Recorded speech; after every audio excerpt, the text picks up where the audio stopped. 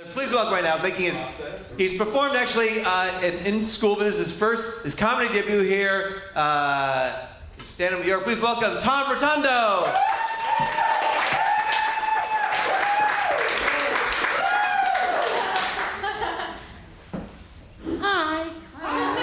Hi, I'm Tom Rotondo and I'm 12. No, I'm just finishing high school. This is my first time at any legitimate comedy club, so please, I'm a virgin.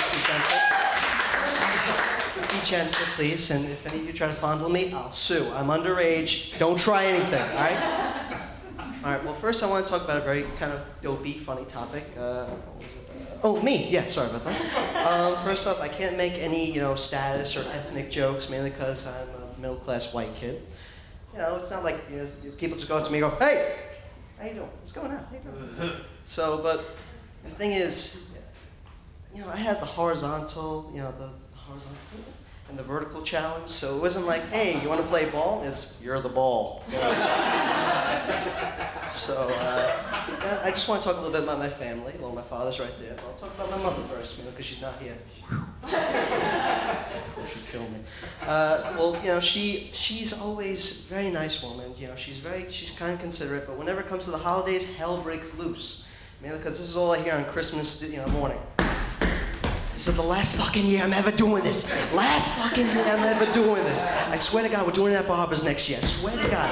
She comes in with a vacuum, she shoves it right in my hand like I'm a draft pick and it's a rifle, it scares the hell out of me. She's like, come on, let's go, hey!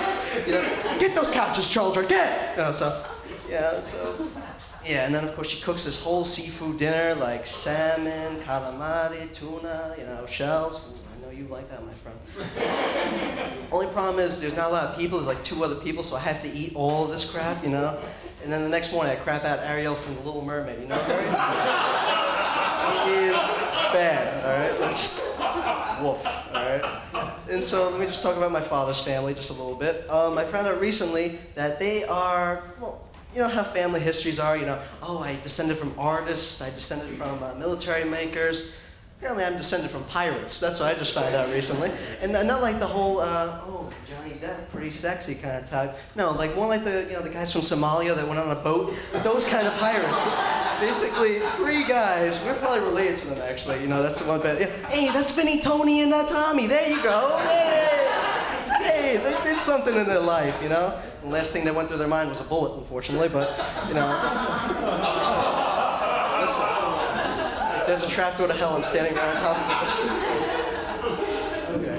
So it's fun, just being in a family, and my grandmother is the kind who tweezes off all her eyebrows. Those old kind of old ladies. She's a little Puerto Rican woman, dances better than I do, and so. She makes she draws with a marker, like a bronze marker, kind of matches her dyed hair and everything. So basically it's like she wants to do this to be solemn and everything like that. She wants to do this if she's surprised just a tiny bit. And if she has a good idea, woo! Dip and rainbow, it's like that. And so I just had my prom recently, so it was a really good time, I gotta say. But now, after I was just thinking about it, and I realized I could have did something so much better. I could have brought a really cool date. Instead of bringing the girl that was my age, I could have just brought some 40-year-old, old school, 42nd Street hooker, that's kind of washed up. She's not even in business anymore. She's just out of it. She has all scraggly hair, always smokes a cigarette like she's smoking since she's 7 and stuff like that. How you doing? And of course, I would introduce her to my faculty. Oh, hello, Mr. Howard. Oh, this is Cindy. Nice to meet you, Georgie, stuff like that. Then my principal is a brother, and that's the equivalent of a brother. No, a marriage brother, that's a religious home. So basically I introduce, I go, hey, Brother Shady, how you doing? This is my date, Cindy. He looks at me and goes, how did you meet my sister? How to give me a little bit of the wheeze. And so, and I found out, during that night, people are like, oh, we're going out partying, going sex, everything like that. I said, no, it's not me. But, if I brought the hooker, it would have made it more interesting, wouldn't it? So, and I found out, sex is like racquetball. You play hard for the very first hour, you murk up a mean sweat, and you just pray to God you don't get hit in the eye. That's all I gotta say. Yeah, that's bad. And 17 and still learning.